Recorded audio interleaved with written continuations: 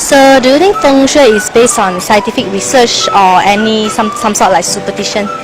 I think it's kind of both in both sense, and superstition is more of like sort of like the way you actually believe in things, but it's also scientific. There are scientific facts about Feng Shui also, so it's both in both ways. 以前的人都说是迷信啦，现在新一代也是相信风水的，年轻一代啊，有点科学根据嘛，有一些是吧？我觉得很迷信，因为你也不知道哦，这里有阴，什么有阳这样。I think it's spiritual superstition, I would say. Yeah, and how somebody feels about certain things. I think it's based on superstition. I think a mix of both. More of a superstition. Same.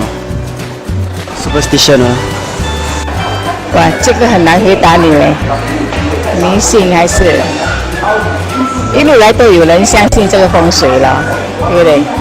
对，我真的不能够回答你这个问题。